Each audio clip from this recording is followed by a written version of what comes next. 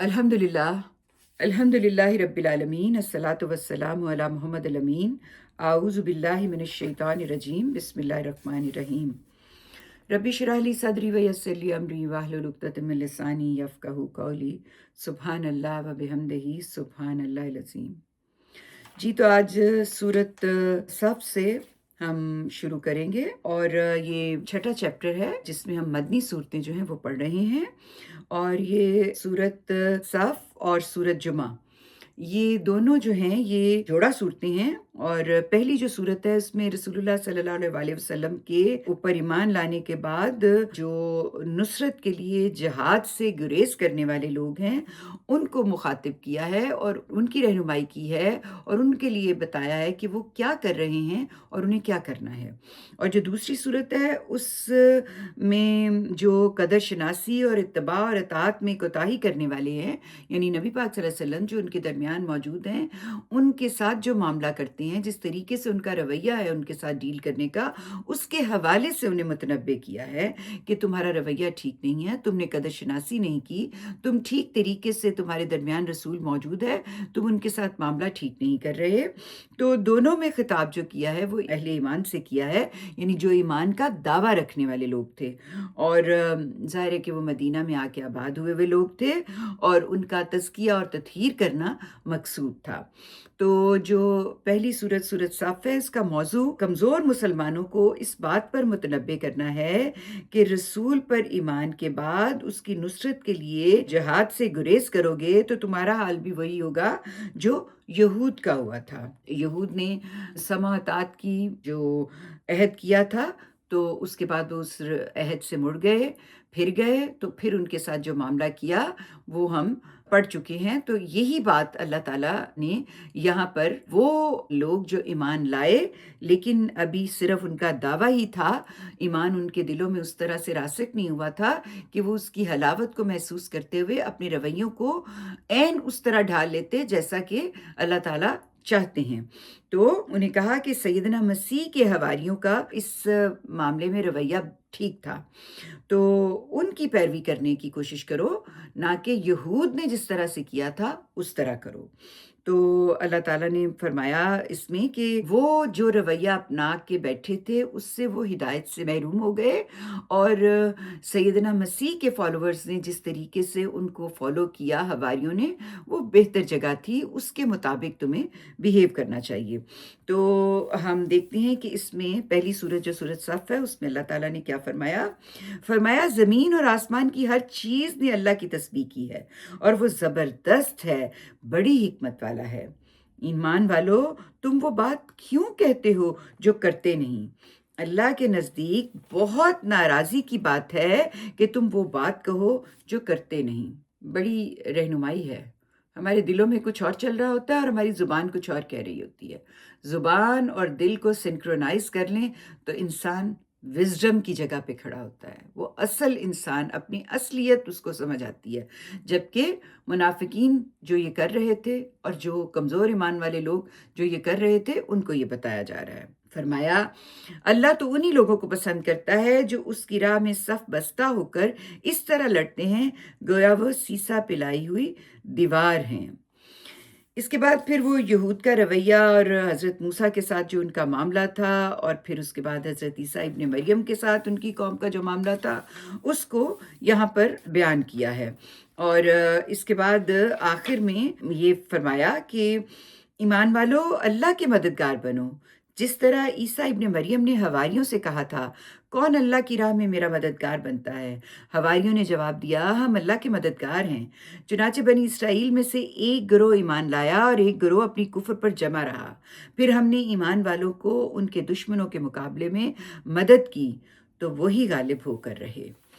तो ये अल्लाह ताला ने यहाँ पर जो एक मुख्तसर सा गिरोह ईमान ले आया था और वो अपनी बात पे कायम रहा तो उसका जो अंजाम हुआ वो बताया। तो ये एक किस्म का जो मुख्तसर गिरोह हिजरत करके मदीना आ गया था उसके लिए इसमें एक रहनुमाई है कि वो अगर चाहते हैं कि अल्लाह की मदद उनको हासिल हो और वो आखिरत में कामयाब हों और इस दुनिया में भी कामयाब हों तो उनको इसमें से دیکھ لینا چاہیے کہ اللہ نے کس طرح سے کس کی مدد کی۔ اس کے بعد جو اگلی سورت جمعہ ہے، اس میں بنی اسماعیل جو ہیں ان کو متنبع کیا۔ اس کا موضوع جو ہے مسلمانوں کو توجہ دلانا ہے کہ رسول کی حیثیت سے ان کے لیے ایک نعمت عظمیٰ ہے جو ان کے درمیان موجود ہے، تو اس کی قدر پہچانیں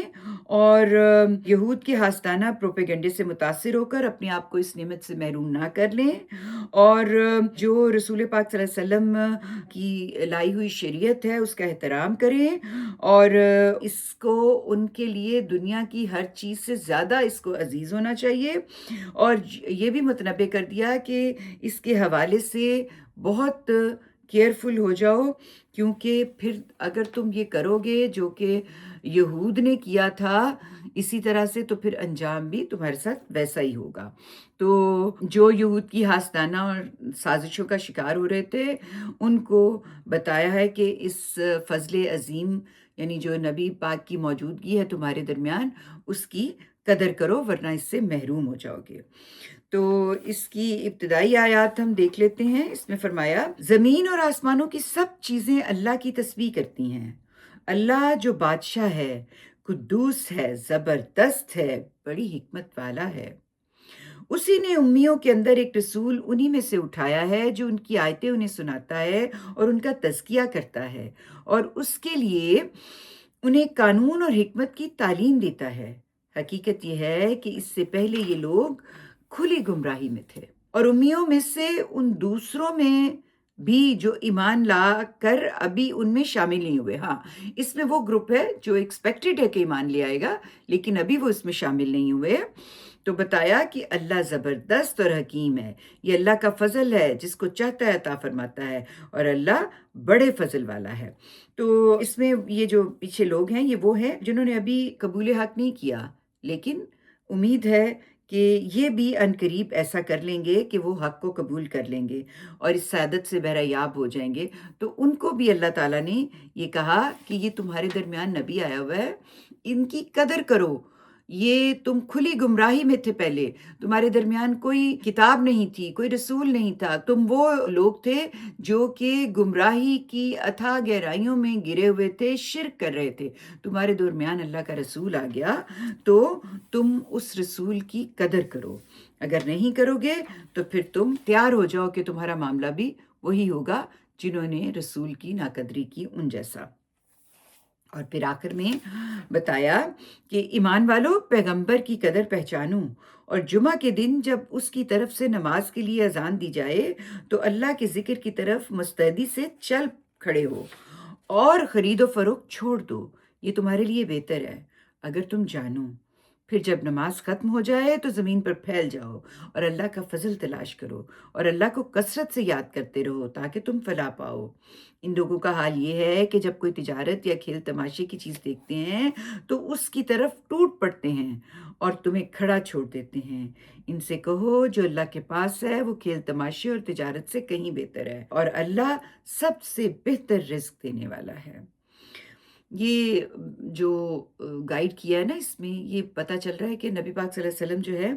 ان کے ساتھ یہ معاملہ ایک آدھ دفعہ نہیں بلکہ روایتوں میں ہے کہ ایک سے زائد مرتبہ یہ واقعہ ہوا۔ تو اس کی وجہ یہ تھی کہ کچھ نا تربیت یافتہ لوگ وقتاً فوقتاً یہ حرکت کرتے رہے کہ نبی پاک صلی اللہ علیہ وسلم جو ہے وہ درمیان میں موجود ہوتے اور خطبہ دے رہے ہوتے جمعے کا، تو وہ بیچ میں ہی چھوڑ کے ان کو چلے جاتے تھے۔ تو یہ ایک آخری درجے کا سوء ادب اور دین شریعت کی ناقدری تھی۔ تو اس لیے قرآن نے اس کی طرف توجہ دلائی اور اس واقعے کو نقل بھی کر دیا، اور میں یہ آپ کے سامنے رکھنا چاہتی ہوں کہ اللہ کا رسول درمیان میں موجود تھا اور وہ لوگ یہ حرکت کر رہے تھے، اور اللہ نے قرآن میں یہ آیات نازل فرما کے اس کی طرف متنبع کیا۔ ہمیں پتہ ہے کہ جمعے کا دن اللہ تعالیٰ نے، جیسے مہینوں میں سے رمضان کا مہینہ ہے، دنوں میں سے جمعے کا دن ہے جو بڑا اہم ہے، اور اس میں خطبہ دیا جاتا ہے، اور اس میں اللہ کی عبادت یعنی نماز جو بہترین عبادت ہے، جو اولین ذکر ہے، وہ کلیکٹیولی کرنے کے لیے کہا جاتا ہے۔ تو ہم اس کے حوالے سے بہت غافل ہو چکے ہیں۔ تو ہمیں ان آیات پہ غور کرنا چاہیے کہ یہ ہم سے بھی ریلیٹڈ ہے، ہم کس طریقے سے ان کے حوالے سے متنبع ہو کر جو اللہ تعالیٰ کا افضل ذکر ہے اس کے ساتھ کنیکٹ ہو سکتے ہیں۔ اس کے بعد اگلی جو 2 صورتیں ہیں، سورت منافقین اور سورت تغابن۔ یہ جو پہلی صورت ہے اس میں اہل ایمان کو منافقین سے جو اب سرکش ہو رہے تھے ان سے بات کی ہے، اور دوسری میں اپنے اہل و عیال سے، جو ان کے اہل و عیال ہیں جو ان کی راہ میں رکاوٹ بن رہے تھے، ان سے بچ کے رہنے کی تلقین کی ہے۔ یعنی پہلی صورت میں جو ایمان لے آئے ہوئے لوگ ہیں ان کو منافقین سے جو بہت ہی سرکش ہوئے تھے، جو ان کو اللہ کی راہ سے روکنے کے لیے پروپیگنڈا کر رہے تھے، جو پچھلی صورتوں میں ہم نے دیکھا ہے، ان کو بہت سختی سے تنبیہ کی ہے۔ اور جو دوسری صورت ہے اس میں اہل و عیال جو کہ پیچھے رہ گئے ہوئے تھے، اہل مکہ یعنی قریش کے لوگ، جن کے بھائی بہن جو ہیں وہ ہجرت کر کے مدینہ آ چکے تھے، ان کو تلقین کی ہے کہ وہ اس سے کس طریقے سے بچیں، اور نصیحت کی ہے کہ لوگ آخرت ہی کو اصل حقیقت سمجھ کر اللہ کی راہ میں انفاق اور جہاد کی تیاری کریں اور ہر قربانی کے لیے تیار ہوں۔ دونوں جو صورتیں ہیں اس میں خطاب کیا گیا ہے مسلمانوں سے، اور ظاہر ہے کہ تزکیہ اور تطہیر کا ہی مضمون ہے جو چل رہا ہے، اور اس میں بتایا ہے کہ منافقین، یعنی جو صورت پہلی ہے صورت منافقون، اس میں کہا ہے کہ یعنی اس کا موضوع جو ہے وہ یہ ہے کہ یہ منافقین جو ہیں یہ بالکل جھوٹے ہیں، یہ بات بات پر قسمیں کھاتے تھے، یعنی اپنی قسموں کو یہ بطور ڈھال استعمال کرتے تھے کہ ہم جو کہہ رہے ہیں وہ بالکل سچ ہے، اور ہم خدا کی قسم کھاتے ہیں، اور قسم جو ہے وہ تو بڑی اہم چیز ہے، جو کوئی کھاتا ہے وہ خدا کی گواہی جو ہے وہ درمیان میں لے آتا ہے۔ تو یہاں پر اللہ تعالیٰ نے رہنمائی کر دی کہ یہ جو منافقین ہیں یہ جھوٹے ہیں، یہ جو بات بات پہ قسم کھاتے ہیں اس سے متاثر نہ ہو، اس لیے کہ وہ انہیں انفاق سے روکنا چاہتے ہیں، اور رسول اللہ صلی اللہ علیہ وآلہ وسلم سے ان کو برگشتہ کرنا چاہتے ہیں، اور یہ مال و دولت کی جو محبت ہے اس میں پھنس کر اللہ کی یاد دہانی سے روک دینا چاہتے ہیں۔ یعنی جن لوگوں کے اندر مال کی محبت ابھی موجود ہے، اور مال کی محبت جو ہے وہ رسول اللہ صلی اللہ علیہ وآلہ وسلم کی محبت سے یا ایمان کی محبت سے یا خدا کی محبت سے نیچے ہے، تو ان کے حوالے سے بتایا کہ یہ جو محبت ہے مال و دولت کی، اس میں پھنس کے یہ اللہ کی یاد سے غافل ہو رہے ہیں۔ تو آخرت کی کمائی کرنی ہے تو آخرت کو مانو، سمجھو، اور اس کے مطابق اپنے آپ کو اللہ کے حوالے کرو، اور اپنی پرائرٹیز ان کے مطابق سیٹ کرو، پھر تم اس جگہ کھڑے ہوگے جہاں پر کہ اللہ تعالیٰ چاہتا ہے کہ تم کھڑے ہو۔ پہلی صورت میں جو ہے یہ مسلمانوں کو مخاطب کر کے منافقین کے حوالے سے گائیڈ کیا، اور دوسری صورت جو ہے تغابن، اس میں جو موضوع ہے وہ یہ بتایا کہ تمہارے دشمن تمہارے گھر میں بھی ہو سکتے ہیں، اس لیے متنبع رہو۔ اور اصلی چیز یہ ہے کہ بیوی بچے اور جو آپ کے اہل و عیال ہوتے ہیں یہ آزمائش ہیں، یہ بہت بڑی آزمائش ہیں، یہ تمہیں دنیا کی مصیبتوں سے ڈرا کر آخرت کے حوالے سے شبہات میں مبتلا کرتے ہیں۔ تو اس کے حوالے سے متنبع ہو جاؤ۔ آخرت کا دن ہار اور جیت کا دن ہے، تغابن کا مطلب ہوتا ہے نا ہار اور جیت کا دن، تو اس میں جو کامیاب ہوگا اصل کامیابی اسی کی ہے۔ تو اللہ کی راہ میں اثار اور قربانی کے لیے تیار رہو۔ اس میں یہ نہیں ہے کہ اپنے عزیز و اقربا اور اولاد اور خاندان جو ہے اس کے ساتھ دشمنی پہ اتر آؤ اور ان کے ساتھ ناراضی کرو، بلکہ ان کے ساتھ عفو درگزر سے کام لو، لیکن اگر وہ تمہارے لیے آزمائش بن رہے ہیں تو تمہیں بالکل واضح ہو جانا ہے کہ تمہاری جو لائلٹی کی ہائرارکی ہے اس کے حوالے سے تمہیں بالکل کلیئر ہونا چاہیے کہ تمہاری ساری محبتیں اللہ کی محبت کے تابع ہونی چاہیے۔ تو ہم سورت منافقون میں دیکھتے ہیں کہ اللہ تعالیٰ نے کس طریقے سے رہنمائی کی ہے۔ اس میں جو آخری آیات ہیں میں آپ کے سامنے وہ پڑھ دیتی ہوں۔ فرمایا، ایمان والو، تمہارے مال اور تمہاری اولادیں تمہیں بھی ان منافقوں کی طرح اللہ کی یاد سے غافل نہ کر دیں۔ یاد رکھو کہ جو ایسا کریں گے وہی خسارے میں پڑنے والے ہوں گے۔ ہم نے جو کچھ تمہیں عطا فرمایا ہے اس میں سے اللہ کی راہ میں خرچ کرو، اس سے پہلے کہ تم میں سے کسی کی موت کا وقت آ جائے، پھر وہ حسرت سے کہے کہ پروردگار تو نے مجھے کچھ اور مہلت کیوں نہ دی کہ میں تیری راہ میں خرچ کرتا، اور ایسا کرتا تو آج میں صالحین کے زمرے میں ہوتا۔ یہ ایک بہت بڑی حسرت ہے جو کہ آخرت میں ان تمام لوگوں کے سامنے آنی ہے جنہوں نے مال جمع کیا یہ سوچ کے کہ ہم اپنی دنیا کو بہترین کر لیں، اور انہوں نے آخرت کے لیے کوئی کمائی نہیں کی، یعنی انہوں نے اس مال کو وہاں نہیں لگایا جس میں کہ آخرت کے حوالے سے ان کی کمائی ہوتی۔ تو یہ آخرت میں ایک بڑی حسرت ہوگی کہ یا اللہ ہمیں موقع دے کہ ہم جائیں واپس اور جا کے وہ مال جو ہم اکٹھا کرتے تھے وہ اللہ کی راہ میں خرچ کریں اور پھر ہم صالحین کے زمرے میں آئیں۔ لیکن اللہ نے طے کر رکھا ہے کہ جب کسی کا وقت آ پہنچے گا تو وہ ہرگز اس کو ڈھیل نہ دے گا، اور جو کچھ تم کرتے ہو اللہ اس سے خوب واقف ہے۔ تو یہ سورت منافقون۔ اب ہم سورت تغابن کو دیکھتے ہیں، اس میں سے جو آیت سلیکٹ کی ہے وہ بھی میں آپ کے سامنے رکھ دیتی ہوں۔ فرمایا، ایمان والو، تمہاری بیویوں اور تمہاری اولاد میں سے بعض تمہارے دشمن ہیں، سو ان سے ہوشیار رہو،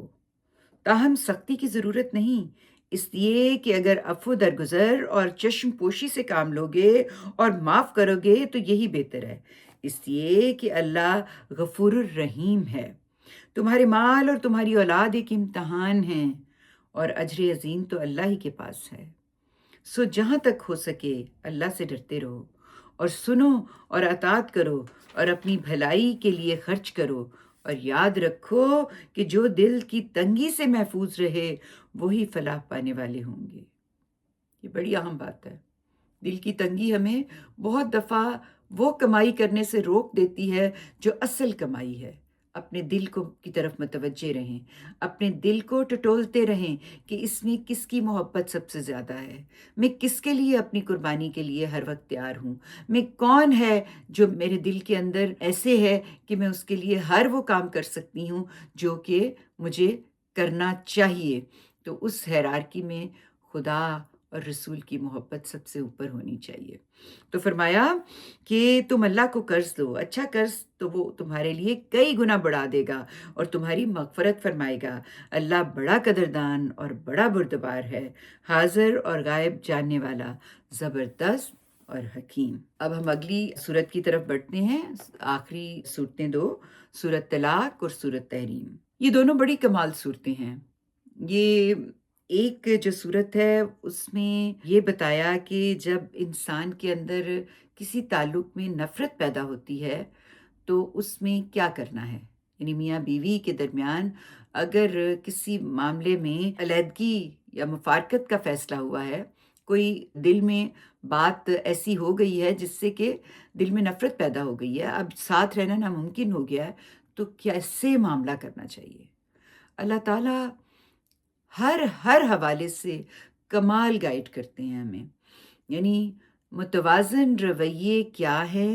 ہمیں یہ سیکھنا ہے، نبی پاک صلی اللہ علیہ وسلم کی زندگی سے مثالیں لینی ہیں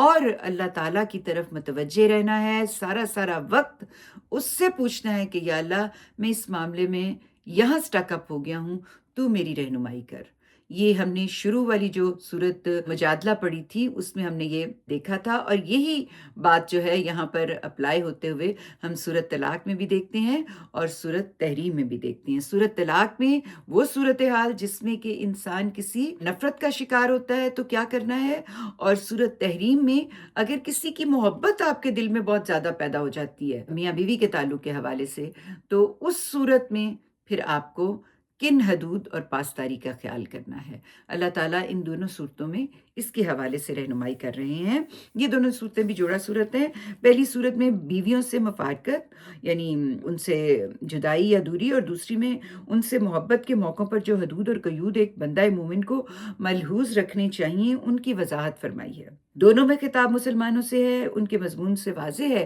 کہ یہ بھی مدینہ طیبہ میں تزکیہ اور تطہیر جب ہو رہی تھی مسلمانوں کی، اس زمانے میں یہ نازل ہوئیں۔ تو سورت طلاق جو ہے اس کا موضوع یہی بتانا ہے کہ اگر بیوی سے مفارقت کی نوبت آ گئی ہے، اس سے علیحدگی کرنی ہے، تو اس معاملے میں کس طرح اور کس درجے میں حدود الہی کی پابندی جو ہے وہ اس کا اہتمام ہونا چاہیے۔ اور جو دوسری سورت تحریم ہے اس کا موضوع انہیں یہ بتانا ہے کہ التفات اور محبت کے موقعوں پر اپنے آپ کو اور اپنے اہل عیال کو کس طرح حدود الہی کا پابند رکھنے کی کوشش کرنی چاہیے، اور یہ بھی بتایا ہے کہ کس درجہ ہر شخص کو متنبع رہنا چاہیے کہ اللہ کے ہاں کام آنے والی چیز آدمی کا اپنا عمل ہے. کوئی تعلق، کوئی بڑی شخصیت سے نسبت اس کے کوئی فائدہ نہیں پہنچانے والی. اس میں بڑی پیاری مثال جو ہے وہ فرعون کی بیوی حضرت آسیہ کی دی ہے. اسی طرح جو اس کے لیے بری مثال ہے وہ حضرت لوط کی بیوی کی دی ہے. تو ہم ان صورتوں میں کچھ سلیکٹڈ آیات کو دیکھتے ہیں جس سے ہمیں رہنمائی ملے. سورۃ طلاق کی ابتدائی آیات دیکھ لیتے ہیں. فرمایا اے نبی تم لوگ اپنی بیویوں کو طلاق دو تو ان کی عدت کے حساب سے طلاق دو. ہمارے ہاں تو اب رواج بن گیا نا کہ ایک ہی دفعہ کہہ دیا کہ میں نے تمہیں طلاق دی، 3 دفعہ کہہ دیا اور فارغ کر دیا. اللہ تعالیٰ کیا کہہ رہے ہیں؟ فرما رہے ہیں کہ ان کو عدت کے حساب سے طلاق دو اور عدت کا زمانہ ٹھیک ٹھیک شمار کرو اور اللہ سے ڈرتے رہو. یعنی فوراً علیحدگی نہیں کرنی. جب دی جائے تو ایک متعین مدت مقرر ہوگی اور یہ سمجھ لیا جائے کہ میں نے علیحدہ ہونا ہے اور اس نیت سے دی جائے گی. اور جو عدت کا پیریڈ ہوگا وہ اس طرح کا ہوگا جس میں کہ عورت جو ہے وہ کسی دوسرے شخص سے نکاح نہیں کر سکے گی. اور اس کے لیے بہت ایسی چیزیں ہیں جو کہ واضح کرنا ضروری تھا کہ اگر اسے حمل ہے یا بیوی جو ہے وہ اس میں یعنی یہ مدت چونکہ مقرر ہی اس لیے کی گئی ہے کہ عورت کے پیٹ کی صورتحال پوری طرح واضح ہو جائے. اس لیے ضروری ہے کہ بیوی کو حیض سے فراغت کے بعد اس کا زن و شو کا تعلق قائم کیے بغیر ہی طلاق دی جائے. ہر مسلمان اس معاملے میں اس غصے کے باوجود جو اس موقع پر بیوی کے خلاف پیدا ہو جاتا ہے اللہ اپنے پروردگار سے ان کو ڈرتے ہوئے یہ معاملہ کرنا چاہیے. تو چونکہ طلاق کا معاملہ بہت نازک ہے اس لیے اس کے حوالے سے بہت اچھی طرح سے اللہ تعالیٰ نے پوری صورت میں رہنمائی کر دی اور فرمایا کہ زمانہ عدت میں نہ تم ان کو ان کے گھروں سے نکالو نہ وہ خود نکلیں الا یہ کہ وہ صریح بے حیائی کی مرتکب ہوں. یہ اللہ کی مقرر کی ہوئی حدیں ہیں اور جو اللہ کی حدوں سے تجاوز کرے وہ یاد رکھیں کہ انہوں نے اپنی ہی جان پر ظلم ڈھایا ہے. تم نہیں جانتے شاید اللہ اس کے بعد کوئی اور صورت پیدا کر دے. اس کے بعد فرمایا اسی طرح طلاق دو پھر جب وہ اپنی عدت کے خاتمے پہ پہنچ جائیں تو انہیں بھلے طریقے سے نکاح میں رکھو یا بھلے طریقے سے رخصت کر دو. اور نباہ کا ارادہ ہو یا جدائی کا دونوں صورتوں میں 2 سکہ آدمیوں کے اپنے میں سے گواہ بنا لو. اور گواہوں کے لیے اللہ کا حکم یہ ہے کہ گواہی دینے والوں تم اس گواہی کو اللہ کے لیے قائم رکھو. یہ بات ہے جس کی نصیحت تم میں سے ان لوگوں کو کی جاتی ہے جو اللہ اور قیامت کے دن پر ایمان رکھتے ہوں. اور جو لوگ اللہ سے ڈریں گے انہیں کوئی مشکل پیش آئے تو اللہ ان کے لیے نکلنے کا رستہ پیدا کرے گا اور انہیں وہاں سے رزق دے گا جدھر ان کا گمان بھی نہ جاتا ہو. یہ مجھے لگتا ہے کہ اس صورت کو ہر میاں بیوی کو اکثر پڑھتے رہنا چاہیے کیونکہ اللہ تعالیٰ نے اس میں جو رہنمائی کی ہے وہ کمال ہے. ایک تو بتا دیا کہ ٹھہر جاؤ ایسے ہی زبردستی غصے میں طلاق نہیں دے دینی اور پھر اس کے بعد کتنے خوبصورتی سے یہ بھی بتا دیا کہ یہ اللہ نے حدیں مقرر کی ہیں اور جو اللہ سے ڈرتا ہے اس کے لیے اللہ نے وعدہ کر دیا کہ وہ ان کے لیے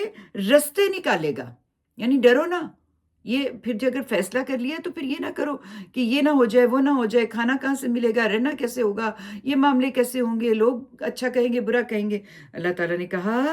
کہ جو لوگ اللہ سے ڈریں گے انہیں کوئی مشکل پیش آئی تو اللہ ان کے لیے نکلنے کا رستہ پیدا کرے گا اور انہیں وہاں سے رزق دے گا جدھر ان کا گمان بھی نہ جاتا ہو. اور جو اللہ پر بھروسہ کریں گے وہ ان کی دستگیری کے لیے کافی ہے. اللہ اپنے ارادے پورے کر کے رہتا ہے. ہاں یہ ضرور ہے کہ اللہ نے ہر چیز کے لیے ایک تقدیر مقرر کر رکھی ہے. ایمان جب آپ کے دل میں جڑ پکڑ لے گا اور مضبوطی سے وہ مضبوط درخت کلمہ طیبہ جو ہے وہ اس کی مثال جو دی ہے مضبوط درخت کی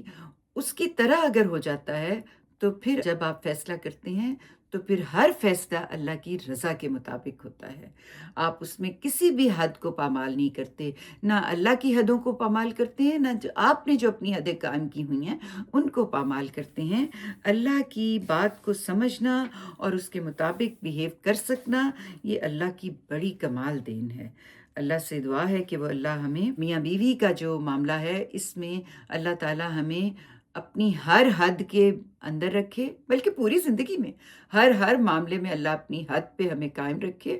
اور اس سے دور ہی رکھے، ہم حدوں کے پاس بھی نہ جائیں، اور ہمارے ساتھ اللہ کا معاملہ جو ہے وہ شفقت اور رحمت والا ہو۔ اس میں آخر میں اس صورت میں اللہ تعالیٰ نے فرمایا یہ اللہ کی حدود ہیں، جو پیچھے اللہ تعالیٰ نے طلاق کے حوالے سے بتائیں کہ کس طریقے سے دینی ہے، اس کو بتایا کہ یہ اللہ کی حدود ہیں، ان سے روگردانی کرو گے تو یاد رکھو تم سے پہلے کتنی ہی بستیاں ایسی ہوئیں جنہوں نے اپنے پروردگار اور اس کے رسولوں کے حکم سے سرتابی کی، تو ہم نے ان سے سخت محاسبہ کیا اور انہیں بڑی ہولناک سزا دی، سو انہوں نے اپنے کیے کا مزہ چکھ لیا اور ان کا انجام کار محرومی ہوا۔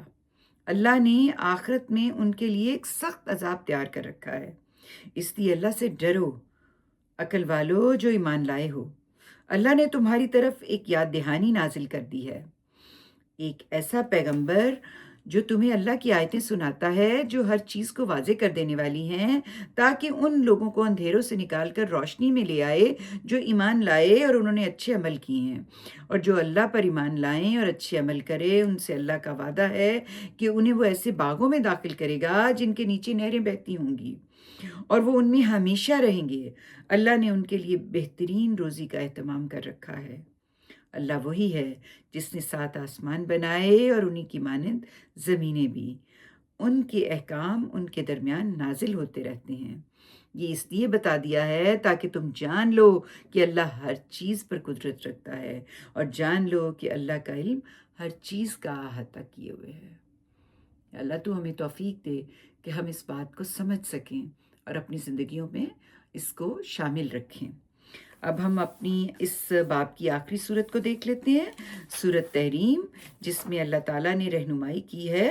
کہ اللہ تعالیٰ کی حدود کی پابندی جو ہے وہ ہر صورت میں کرنی ہے، یعنی چاہے التفات اور محبت ہے اور چاہے غصہ اور نفرت ہے۔ تو اس موقع پر جب آپ محبت میں بالکل انتہا پہ پہنچے ہوتے ہیں تو کن حدود الہی کا آپ نے پاس کرنا ہے، اور اسی نسبت سے یہ بھی سمجھا دیا کہ آخرت میں کسی بڑے کا ساتھ یا کسی کی نسبت یہ تمہارے کام نہیں آنی، کام جو تمہارے آنا ہے وہ تمہارے اعمال نے آنا ہے۔ تو یہ دیکھ لیتے ہیں اس میں مزید کیا بات کہی گئی ہے۔ اس کی ابتدائی آیات دیکھتے ہیں۔ فرمایا اے نبی تم اپنی بیویوں کی دلداری میں وہ چیز کیوں حرام ٹھہراتے ہو جو اللہ نے تمہارے لیے جائز رکھی ہے؟ خیر جو ہوا سو ہوا، اللہ بخشنے والا ہے، اس کی شفقت ابدی ہے۔ اپنی اس طرح کی قسموں کو توڑ دینا اللہ نے تم پر فرض کیا ہے، اور اللہ ہی تمہارا مولا اور وہ علیم اور حکیم ہے۔ بیویوں کی دلداری بذات خود تو کوئی بری چیز نہیں ہے، لیکن قرآن نے جو تاکید فرمائی ہے وہ یہ ہے کہ شریعت کی حدود کے اندر اگر کوئی بات فتنہ بن رہی ہے، کوئی بات آزمائش بن رہی ہے تو اس سے بچنا ضروری ہے۔ تو اس حوالے سے ہی اللہ تعالیٰ نے یہاں پہ رہنمائی کی ہے۔ تو یہ جو بات تھی نا، یہ آپ لوگوں نے وہ مشہور واقعہ سنا ہوا ہے نا، جس میں یہ آیات نازل ہوئی تھیں، جس میں نبی پاک صلی اللہ علیہ وسلم نے ایک خاص قسم کا شہد کھا لیا تھا، جس میں سے ایک خاص خوشبو یا بو ہوتی ہے، جس پہ کہ جو کچھ نبی پاک صلی اللہ علیہ وسلم کی ازواج نے ان کو متوجہ کیا اس بدبو کے حوالے سے، تو انہوں نے اس کو نہ کھانے کی قسم کھا لی۔ تو اس پہ اللہ تعالیٰ نے انہیں متنبہ کیا کہ تم نے اس چیز کو اپنے اوپر کیوں حرام ٹھہرایا جو کہ اللہ تعالیٰ نے حلال قرار دی ہے۔ کیونکہ یہ جاوید صاحب نے اس کی تفصیل میں لکھا ہے کچھ، تو میں چاہتی ہوں وہ سن لیں آپ۔ بیویوں کی دلداری انسانی معاشرت کا حسن اور اپنی جگہ ایک نہایت پسندیدہ چیز ہے، لیکن پیغمبر کا معاملہ الگ ہے۔ اس کے ہر قول و فعل کی دین میں بڑی اہمیت ہوتی ہے۔ نبی صلی اللہ علیہ وسلم اگر کسی چیز کو استعمال نہ کرنے کی قسم کھا لیتے تو شاید شدید اندیشہ تھا کہ کوئی متقی مسلمان اس چیز کو ہاتھ نہ لگاتا، اور وہی صورت پیدا ہو جاتی جو حضرت یعقوب کے معاملے میں ہوئی تھی کہ انہوں نے ایک وجہ سے اونٹ کھانے سے اجتناب کیا تو اونٹ کا گوشت ہی حرام کر لیا اہل یہود نے اپنے اوپر۔ تو اس کی طرف توجہ دلائی ہے کہ اللہ تعالیٰ فرماتے ہیں کہ اپنی اس طرح کی قسموں کو توڑ دینا اللہ نے تم پر فرض کر دیا، اور اللہ ہی تمہارا مولا اور وہ علیم اور حکیم ہے۔ اسی طرح کا معاملہ اس وقت بھی ہوا جب پیغمبر نے اپنی ایک بیوی سے راز کی ایک بات کہی، پھر انہوں نے یہ بات جب دوسری بیوی کو بتا دی اور اللہ نے پیغمبر کو اس سے آگاہ کر دیا، تو آپ نے کچھ بات جتائی اور کچھ ٹال دی۔ پھر جب بیوی کو وہی بتایا تو وہ بولی آپ کو کس نے خبر دی؟ پیغمبر نے کہا مجھے اس پروردگار نے خبر دی ہے جو علیم اور خبیر ہے۔ نبی کی بیویوں اپنے رویے کی اصلاح کرو، اگر تم دونوں اللہ کی طرف رجوع کرو تو وہ تمہارے لیے زیبا ہے، تمہارے دل تو اسی کی طرف مائل ہیں، لیکن اگر نبی کے خلاف ایکا کرو گی تو جان رکھو کہ اس کا حامی اللہ ہے، اور جبرائیل اور تمام صالح مسلمان اور مزید برآں فرشتے بھی اسی کے حامی اور مددگار ہیں۔ بعید نہیں کہ اگر وہ تمہیں طلاق دے دے تو اس کا پروردگار تمہارے بدلے میں اس سے بہتر بیویاں عطا فرما دیں۔ مسلمان مومنہ فرما بردار، توبہ کرنے والیاں، عبادت گزار اور درویشی کی زندگی بسر کرنے والیاں، خواہ شوہر دیدہ ہوں یا کنواریاں۔ یہ جو ابتدائی آیات ہیں اس میں اللہ تعالیٰ نے نبی پاک صلی اللہ علیہ وسلم کا معاملہ، چونکہ جو پوری امت ہے، جو آنے والے تمام نسل انسانی ہے، اس کے لیے ایک مثال تھی، تو انہوں نے جو معاملہ کسی ایسی بات پہ قسم کھا کے کر لیا جو کہ ایسا تھا جو نہیں ہونا چاہیے تھا، اس پہ متوجہ کیا، اور نبی کی بیویوں کے معاملے میں بھی جو ان کا آپس کا رویہ ایکا کرنے کی صورت میں نبی کے خلاف تھا، اس پہ بھی متوجہ کر دیا کہ مسئلہ تو یہی تھا کہ نبی پاک صلی اللہ علیہ وسلم کو عام شخص کی طرح نہیں لینا۔ وہ اللہ کے رسول ہیں، وہ اس عہدے پہ ہیں جس عہدے کے ذریعے انہوں نے ساری انسانیت کے لیے مثال قائم کرنی تھی، تو ان کے معاملات میں جو ان کے ارد گرد کے لوگ ہیں ان کے حوالے سے متنبع کیا کہ ان کا رویہ کیا ہونا چاہیے۔ اور اس کی جو آخری آیات ہیں نا، وہ اصل میں بہت بہت ہی امپورٹنٹ اور بڑی پیاری ہیں، کیونکہ اس میں نا اللہ تعالیٰ نے مثال جو دی ہے نا، وہ عورتوں کی ہی مثال دی ہے، یعنی جو برا کام کریں تو چاہے وہ کسی نبی کی بیوی ہو، اس کو اس کے انجام کو بھگتنا پڑے گا، اور جو اچھا کام کرے چاہے وہ کتنے برے آدمی کی بیوی ہو، اس کو